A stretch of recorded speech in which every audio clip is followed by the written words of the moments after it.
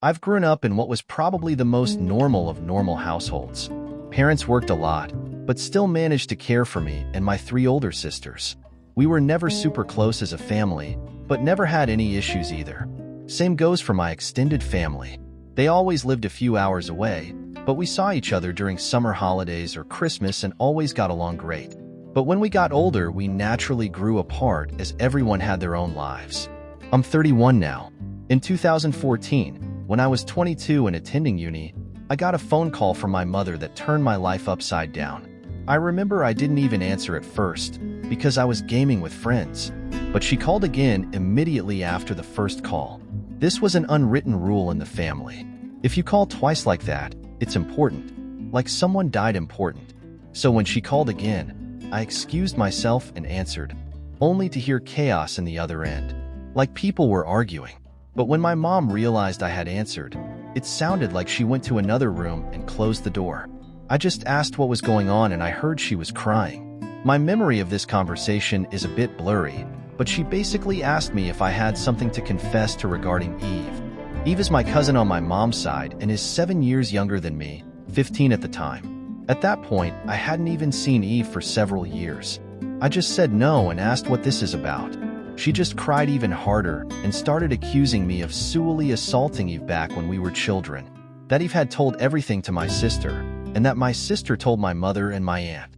Eve had told them that back when she was 9 and I 16.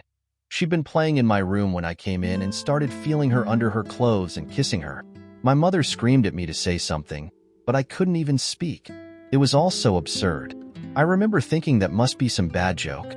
The last thing I remember saying was that it's not true and that he is lying. But then my mom goes on saying that how Eve gave such a detailed description of where and how. Then she kept asking something like, "Did you do this? Did you do this?" And I just screamed back at her no, each time. It all ended with my mom putting me on speaker and both my mom and dad saying that they don't want anything to do with me and never to contact them again. Two of my sisters texted me later that day, pretty much saying that I'm disgusting and then blocked me. I know it's weird, but after that call I went to have a long shower. To this day, I still don't know why I did that. After calming down, I started calling and texting everyone, even Eve. No one answered, and the ones who hadn't blocked my number by then quickly did so. The only thing I heard back was from my father, who texted me to stop contacting them and that they need to heal. That was 9 years ago, and I haven't spoken to anyone in my family since that day. To say this ked me up is an understatement. I was living in a haze for weeks after that and hardly ate at all. It didn't help that this was right before I was supposed to defend my bachelor's thesis and was already stressed out. Luckily, my co-writer sensed something was up and saved me by controlling the conversation so that I got the easy parts.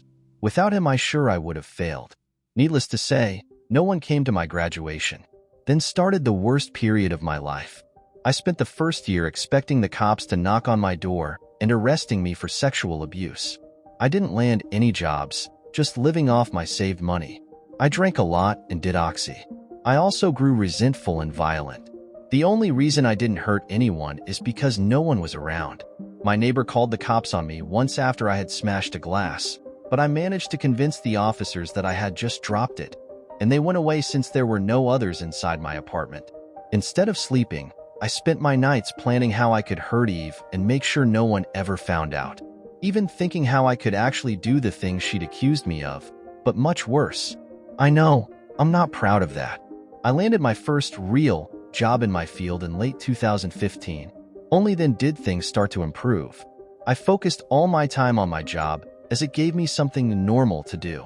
Recovery was a slow process, but I drank less, sober now for 4+ years, and smiled more. I lived cheap and earned good money, so I made a point of buying myself a nice gift for my birthdays, a VR headset, a motorcycle, Lego, etc. And last year I moved from my shitty apartment and bought a small house. It was an old dream of mine to have my own garage and a garden to care for. This has boosted me even more. So my life is okay now. I still got problems. I've been on antidepressants for the last few years, and while they help, it's not in a happy way. They simply remove the dark thoughts and replace them with dead ones. My trust in other people is close to non-existent. I've tried dating, but only been on 2 dates with 2 different women.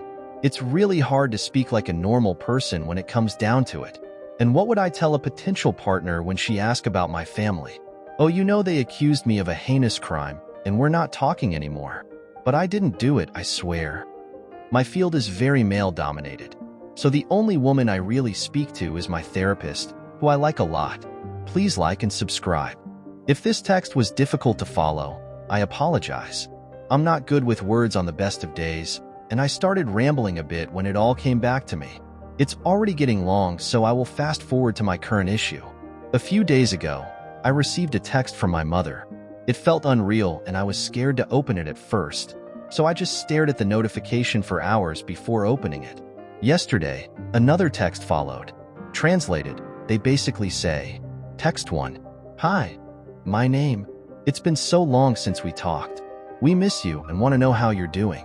Here she writes a long text about my sisters and how my nieces and nephews are getting big.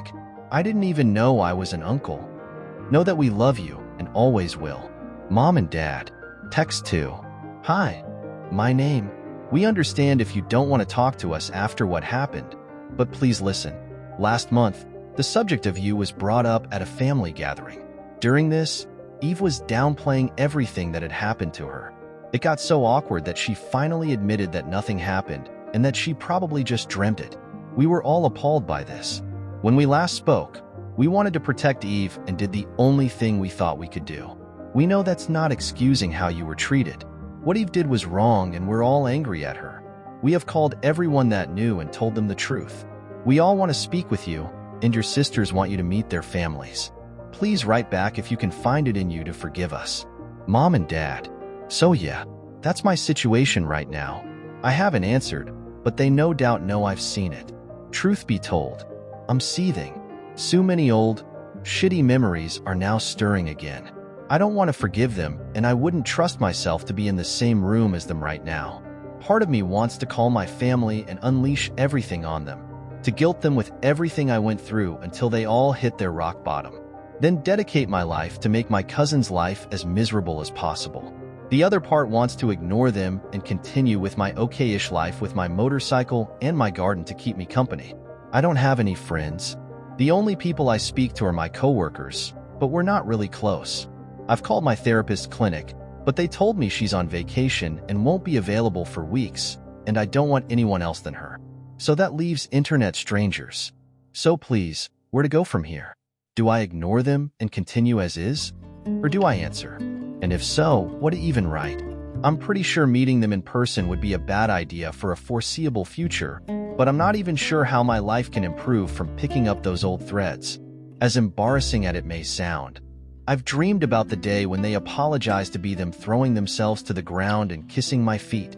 Texting seems so anticlimactic now. TLDR. My cousin Failsley accused me of Sewell assaulting her when we were minors and I was disowned. Now it has been revealed that it never happened and my family is contacting me and wants to make amends. I don't know how to respond. Edit. Holy shit. I went to bed yesterday after answering a couple of comments.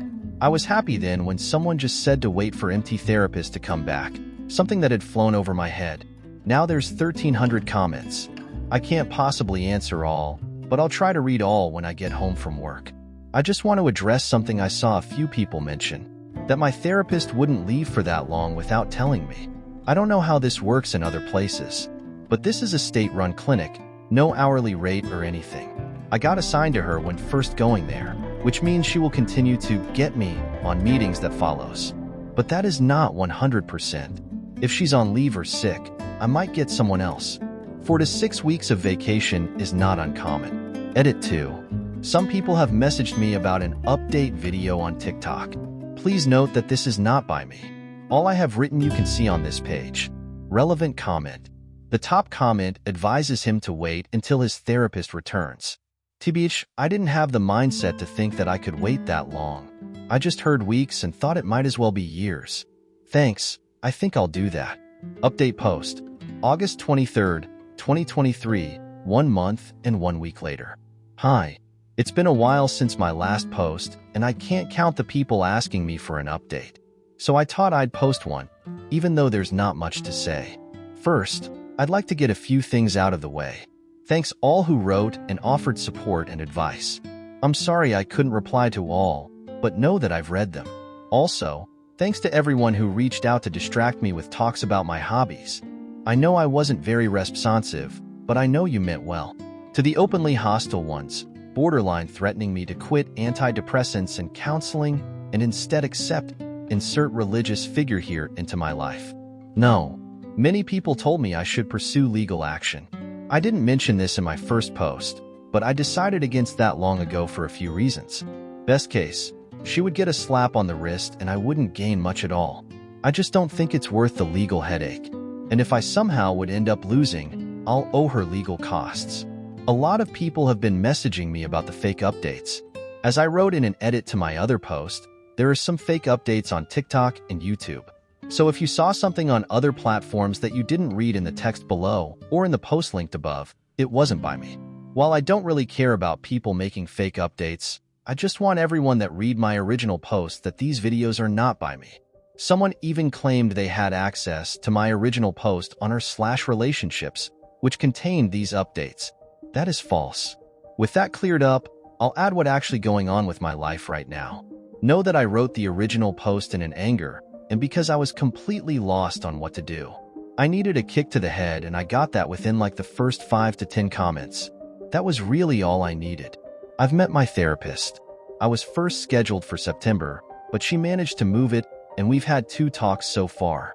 She also read the original post and many of your comments. While she would have preferred me to confide in a colleague of hers, in the end she was glad you guys told me to calm down a bit and wait. She knows firsthand how I can get when angry. I won't go through everything we talked about, but it comes down to that I may respond to my parents at some point. But if I do, it won't be anytime soon. I've started writing everything down that I want said to my family, and then my therapist, and I will go through those things continuously. For those who asked, they haven't tried to contact me further. I will not be updating this issue anymore. Not on Reddit, including DMs, or anywhere else, in case of more fake updates. Nor will I be commenting unless it's something very important. I don't want to be rude and I appreciate all the support, but it really is draining sometimes. I was almost glad when the moderators locked the comments on the first post. I'd like to end by saying thanks again to all the people who's been wishing me well and checking up on me. And for the people writing to check that I'm still alive, don't worry. You don't have to do that. I'm off work for a while and not by the computer much. I'm busy painting my garage,